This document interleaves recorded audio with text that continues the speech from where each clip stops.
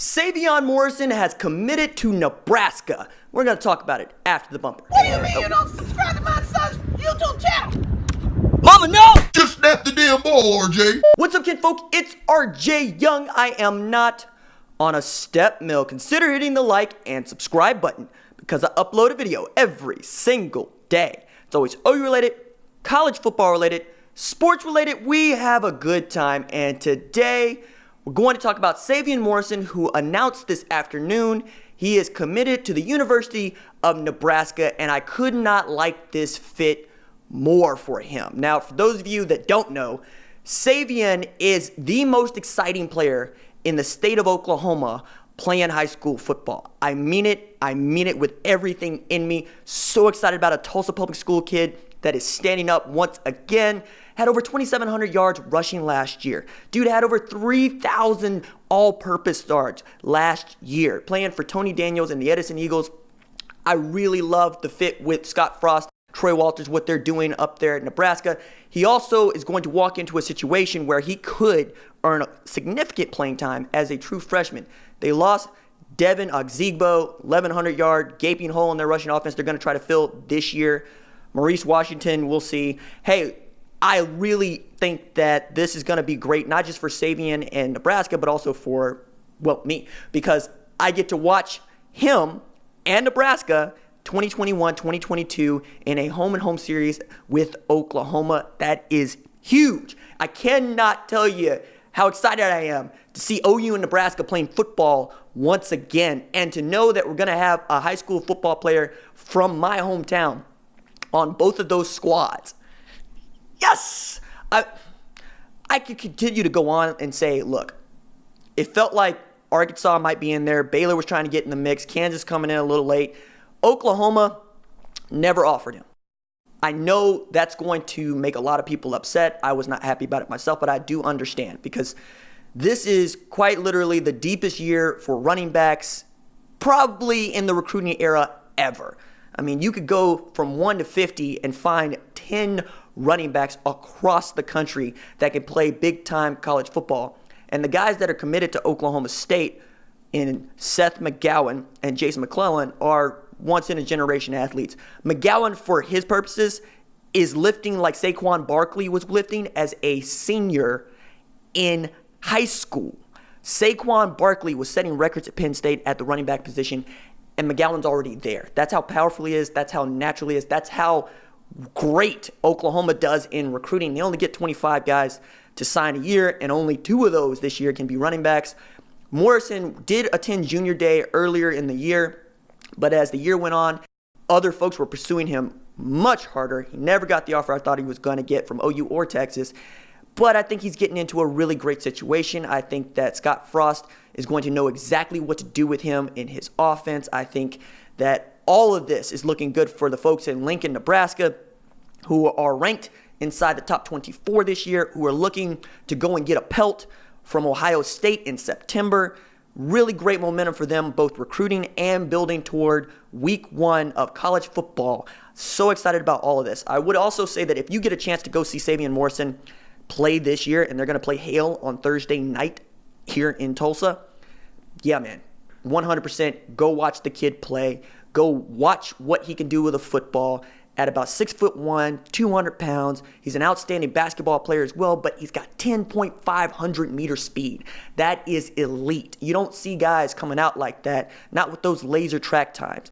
He's going to set the world on fire. He's my guy this year. I mean, I know that Andrew Rame is a better prospect. I know that Andrew Rame probably has a better chance to play in the NFL, but if I got to bet it all on one kid in the 2020 class out of state of Oklahoma, it's going to be Sevion Morrison. I believe in him that much. I see the ability. You can see how gifted and natural he is running the football. Can't wait to see what he looks like in a year at Nebraska.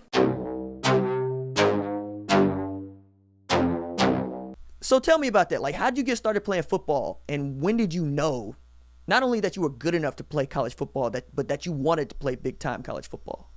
I actually been playing football since that was the first sport I ever played. So about first grade, I think, kindergarten, something like that. Okay. And then really, I woke up my freshman year and realized I had an opportunity to play Division I football. college football, you know? Well, was that you coming to that realization, or was that like Coach TD telling you that? When did you realize that you could do that? Probably it was on the field. Yeah, me and Coach TD, we was at practice. I was only a freshman, but just the way I would dominate the starting defense. Right. As far as I was on scout team, like, you know, that's to help the defense get better, and I was just juke them out, run, pass them, score. And my friends and my coaches would tell me, man, you got talent, man. It really took me a while to wake up. So about the end of my freshman year, I'm like, I can go play. I just got to put in the work. Yeah, well, I mean, and I'm looking at that, right, and I can see that work, and I can see how you develop, because I'm watching film from not just last year but the year before, and the thing that I enjoy most about you is that you are much more decisive in your cuts, and that's, you know, vision is something I tell folks, you know, you really can't teach it. You can teach a kid what hole he's supposed to hit, but how he hits it and when, and the patience to do so, those are reps, and then with those reps, you get to see lanes that might not be there.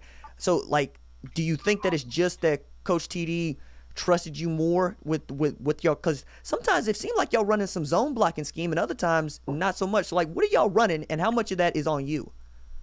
You right. It's probably like a run blocking scheme, but not too much of it is on me. It's also on my line, you know. But like you said, back with the seeing the holes, spotting holes, that's really just myself working on hand-eye coordination, you know, finding that hole, hitting that gap, knowing the right time to hit the crease, certain amount of speed you got to have, you know. It's just a lot.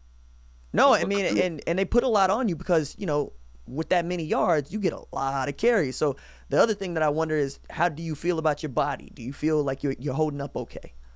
Oh, yes, sir. But I probably after my sixth touchdown game against Coweta, I had to realize, like, as much hits I'm taking, as much hits I'm taking, I know I had to take care of my body. So my main goal was at the beginning of the game, run so fast where they can't even hit me. So no, and there's some of that because, you know, I also see some defenders that got you dead to rights, and you be like, nope, not today.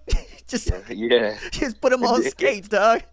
Perfect timing. That's the key too, timing. Yeah, I mean, and you have that. You also, your hands are underrated. You know, that's the thing. Like, I've only seen you catch a few passes, but you look like you are able to spot the ball. You catch the ball with your hands. You catch the ball in stride, and you know what to do with it. Is that something that y'all work on a lot in practice, or is it just one of those where you get a play call where you just out on a wheel route, and all of a sudden there you go? See, it's crazy because wide receiver was my primary position when I first started playing football. So okay, I have a pass with it. Like, I always wasn't just a true 100% running back. I also play slot wide receiver. So that has a lot to do with being able to work in traffic and over the middle. That makes a lot of sense. Yes, sir. What position do you play on the basketball team? Oh, I play really shooting guard, kind of, okay. Slasher, kind of. You know, I don't do that much shooting, though. I go straight to the hole. So you out here you just flash. All right, that's where that comes from. Yes, sir. Nah, that's what's up. So what are your goals for 2019? What do you want to do? Not just, you know, necessarily on a football field, but for yourself. For myself, I want to end this semester with a 4.0. I ended last semester with a 3.7. That's not too far off from a 4.0. Just know I got to work a little harder. I also want to, like, get my younger teammates on my team more active so they'll get ready to play this year, you know? Right. And really just enjoy my process and eventually narrow down my list of offers that I'm continue to pick up. Yeah, I was about to say, like, right now, you know, just bring them in, dog. I mean, I know you have in your head a few places that you're looking at. We need to get into those because folks are gonna want to know. They're going to ask, hey, where are you looking at, Sevion? So, like, your top 5 right now. What do you got? Top 5. I haven't really thought about it, but see, you know, and I'm not mad at you because if I were you, I wouldn't be thinking that much about it neither. But I mean, you know where you grew up thinking that you might want to play. What was in your head when you were, say, that true freshman, when you decided to actually be about it and that you could be about it? And I grew up like mom's side OU fans, dad's side OSU, so it was always one of those. That's what I grew up watching. Really, OSU though. Okay. That's the place. And you got that offer, right? No, sir. I don't have no in-state offers. What? Yep. Bro, man, there's some folks that are going to be listening to this and be pulling their hair out. Be like, why ain't we offer one of the best running backs in the state? But it's that's the other thing. Your particular recruiting class at your position is loaded. And Yeah. I feel awful for a lot of y'all because, like, you come out last year, you come out the year after. It feels like, a lot of y'all would be contenders for some of these really big offers. But I wonder, how do you deal with that? How do you deal with folks telling you, yo, man, your class is just loaded with good running backs? I just really just say, yeah, it's a lot of good running backs, but then at the same time, I just think, you're one of them great running backs at the end of the day. Hey. That's what I tell myself. So. No, that's what's up. That's what's up. And, you keep at it. And, I mean, if we say keep at it like it's coach speak or whatever, but, hey, I'm a chippy dude. I remember the folks that slighted me, and I wear that with me, and that drives me. So, I mean, if that's what you do, and are you built that way? I might be speaking something you already know. Yeah, kinda. Okay. Well, I mean, Coach TD will help you with that, right? Because that's what coaches are good for, and they're able to keep you on track, keep you level-headed about what's going on, and to just do you, and things will take care of themselves. What's that? So now that we kind of touched on that, right? And we touched on some of your goals in 2019. What is, you think, the weakness in your game? Weakness in my game? Probably I got to get better at selling fakes, because knowing that I'm a big threat, Right. If I could sell a good fake, because I was getting the ball a lot, like we say, touchdowns, all them yards. Right. If I could sell a good fake, they'll all just jump on me, and that leaves so much stuff open. Very true. How's your blocking? Oh, blocking is good. I'm telling, like the Mike linebacker coming up the middle to destroy your quarterback. You gonna pick him up? Yes, sir. Free safety on the blitz. You gonna pick him up? Yeah, we meeting like a train wreck. I ain't gonna let him touch my quarterback. I'm saying, are you trying to roll into him, or are you trying to stand him up? Nah, we hit. Hey, that's what's up. I mean, that's a trait. That's a hustle trait, right? And I mean, every coach will tell you running back that don't block won't play. But sometimes you be like, yo, man, you saw that he just whiffed on that block and you just threw him out there, right? Nah, yeah, it's a pride thing, right? Blocking is a pride thing. Ain't no stats in blocking. It is. So I mean, how do you get to a place where you become proud of your blocking? Probably just knowing how much respect you have for the person you blocking for. Honestly, just knowing it's a code, kind of, So my quarterback make sure he don't put me in a position to get hurt or injured or anything. I make sure I put him in a position nobody gets his blind side, nobody touches him. Hey, that's what's up. That's what we would like to hear. Sevion, is there anything that I haven't asked you that you want to tell me about? Trying to think. No, sir. I think you got it all. All right, brother. Well, hey, I'm gonna be in touch. I appreciate you doing this, taking some time out. You know what? I did miss this. Let me ask you this: how was junior day? At OU? Yeah. Man, it was special. I can't even lie about that. It was real special. Coaches and them having me up there, just the vibe, and then a couple, I know a couple people from Oklahoma. I got to talk to some old friends. I'm not sure if you're too familiar with Patrick Fields, but oh yeah, I know a Pat Fields. Showed out in the Orange Bowl. Not a whole lot of people did. Yeah, that's my man right there. It's like a big brother, Okay. He came down. We talked, and me and Coach Riley sat down with my mom and father, and then me and Coach Bullard sat down with mom and father. Got to meet a lot of people what's the name, Miss Annie. Yeah, Miss Hanson. Yeah. Real cool. It's a real cool place up there. Nah, they take recruiting seriously. It's really is top notch what they do. I wonder though, I don't know if anybody told you the Ty DeArmond story, but I'm going to go ahead and tell it to you if you haven't. Okay. So dude came to junior day, right? Hadn't had an offer, just didn't get one, and then on signing day, Coach Riley reached out, said, "You signed anywhere?" He said, "No, sir." He said, "You want to sign in Oklahoma?" He said, "Yes, sir." And that's how he ended up at OU. So if they invite you to these sorts of functions, right, I'm sure that they told you, yo, man, we like you.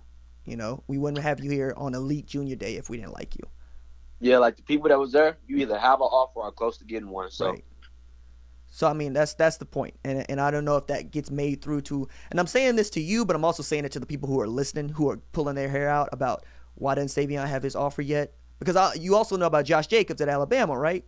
Yeah, I'm close to him, kind of close to him. Right. So, I mean, pick his brain. I mean, pick everybody's brain. But, like, that's how people feel about you right now, right? They feel like another TPS kid is going to blow up and OU is going to miss out. Oklahoma State got Justice Hill, so they ain't miss out, right? And that's the other thing so when you hear people that are talking around you, that's part of this. So there's a lot of good feelings on the part of not just you personally, but you representing the area. And I don't know if Coach TD told you, but I played for him out there at Memorial when he was still there.